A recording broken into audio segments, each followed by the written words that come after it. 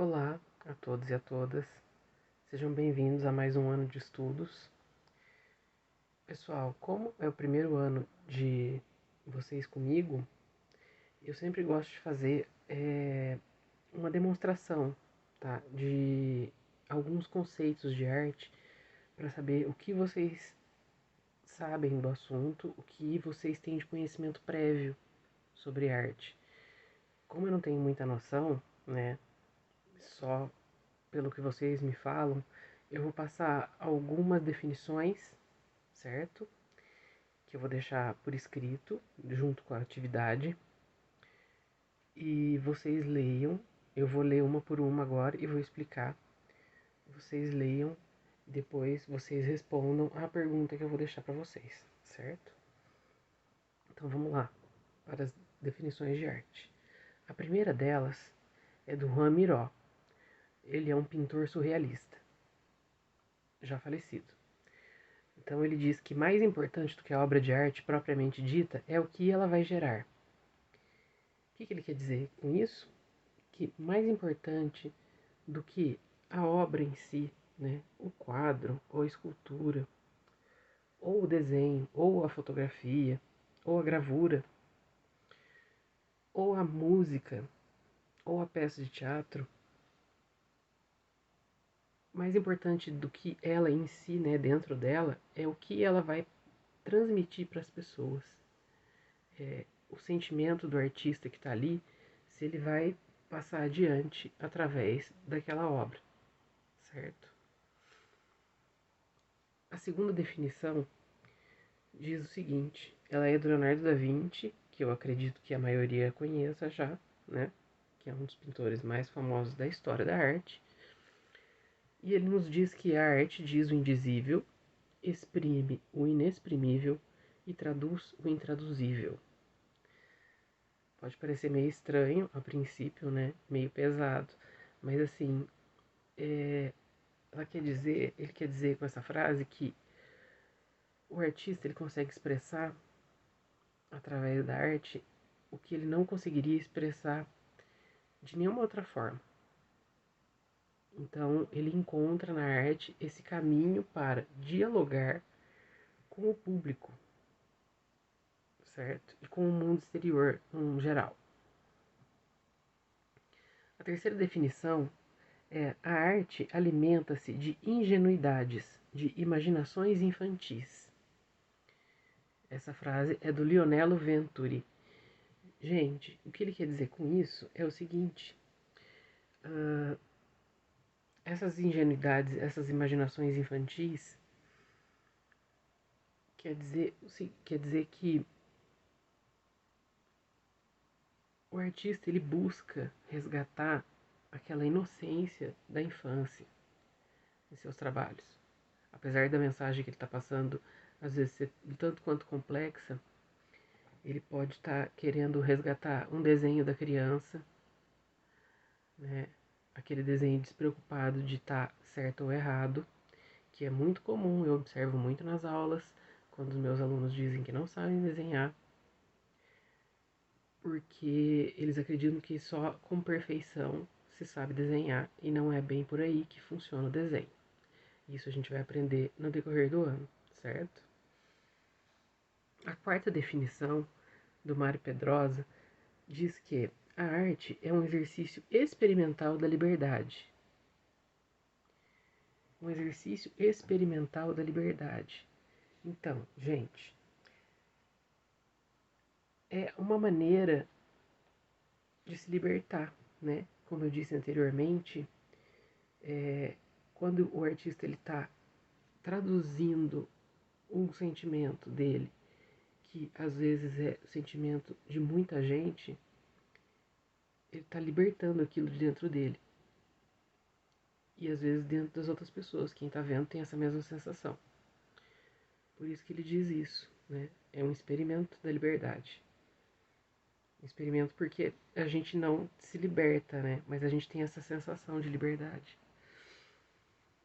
A quinta definição diz que a arte é a ideia sem matéria. Essa definição é do filósofo Aristóteles. Então, a arte é a ideia que existe sem matéria, quer dizer que o artista, antes dele produzir, a obra já existe na cabeça dele. Então, ela não precisa necessariamente da matéria para existir. É quando ela se torna matéria que ela passa a ser visível ao público, mas o artista já estava com ela dentro dele. Ele só coloca para fora. A sexta definição diz: devemos fazer a arte do nosso tempo. Essa frase é do Renoir, um pintor francês. Devemos fazer a arte do nosso tempo, ele quer dizer que o tempo, o momento histórico que a gente vive, não influencia o nosso modo de trabalhar e o tema que a gente vai trabalhar. Agora a gente está nesse momento de pandemia, muitos artistas estão trabalhando em cima desse tema, né? De um grande avanço de desigualdade social também, um cenário de fome, como vocês sabem, e então isso aí acaba influenciando o trabalho dos artistas, certo? Por isso que ele diz que devemos fazer arte do nosso tempo, né? Acaba que nem é um dever, acaba que é um mover, né, de cada artista. A sétima definição nos diz que na arte as coisas valem pelo que são, em si mesmas. Essa frase é da Lygia Clark, uma artista muito importante brasileira, já falecida também. As coisas valem pelo que são em si mesmas. Quer dizer o quê? Às vezes, muitos artistas usam materiais muito caros para fazer seus trabalhos, né? Muito valiosos às vezes, certo? E o valor desses trabalhos de arte não está nesse material em si, mas está no objeto, no que ele representa, no que ele é, certo? Pode ter sido feito com um material muito simples, né? Tem artista que trabalha com lixo, depois eu vou mostrar para vocês. E o trabalho é valioso, certo? A oitava definição nos diz: toda arte, tenha-se consciência disso ou não, tem uma função política. Volta no que eu disse na sexta definição: devemos fazer a arte do nosso tempo. Acaba que uma coisa influencia a outra. E aí, às vezes, o artista ele não tem essa consciência política, mas o trabalho dele tá ali passando uma mensagem. Passando uma mensagem, às vezes, de cunho social mesmo. A nona definição é a mais simples. As obras de arte dividem-se em duas categorias: as de que gosto e as de que não gosto. Simples assim, gente. E é isso mesmo, tá certo? Tem as coisas que a gente vai gostar mais, tem as coisas que a gente vai gostar menos, e isso também é importante, certo? Quem define o que você gosta ou não é você mesmo. A décima definição diz que a arte, para mim, não é produto de mercado. A arte, para mim, é missão, vocação e festa. Essa frase é do escritor brasileiro Ariano Suassuna.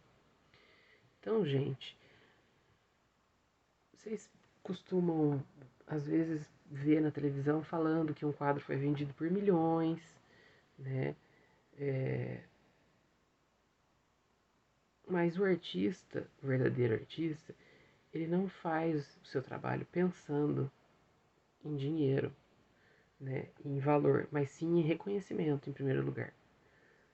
Claro que dinheiro é importante, mas o reconhecimento sempre vai vir na frente da produção artística, porque o artista é mais forte que ele tem que fazer aquilo, né?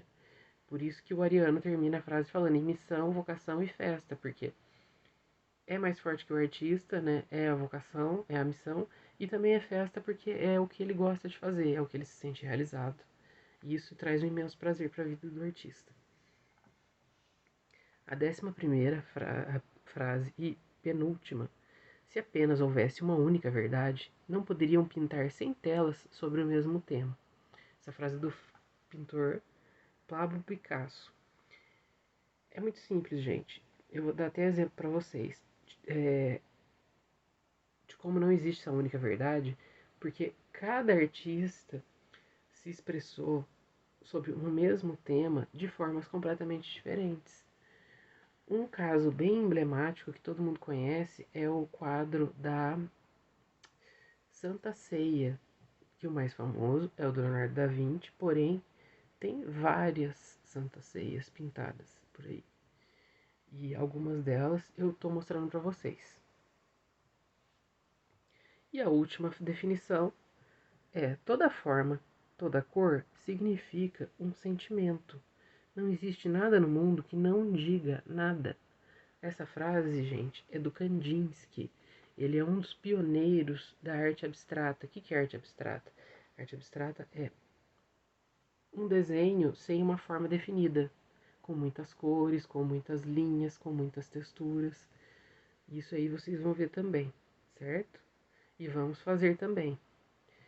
Pessoal, tendo dito todas as frases para vocês, me coloco à disposição para dúvidas. Vocês podem comentar as dúvidas de vocês ou podem me enviar diretamente no WhatsApp. E a pergunta que eu tenho a fazer para vocês é: com qual ou com quais dessas frases você mais se identifica e por quê? Me respondam com o número da frase. Não precisa copiar novamente a frase, mas eu quero que vocês me expliquem o porquê, tá certo? Isso é importante. Me digam por que vocês escolheram, sei lá, a definição 5 e não escolheram as outras. Né? Ou se vocês escolheram a 5 e a 9 e por que não escolheram as outras. O que rolou de identificação, certo? Pessoal, obrigado pela atenção. Bom trabalho para todo mundo e qualquer dúvida, mais uma vez, estou à disposição. Até mais.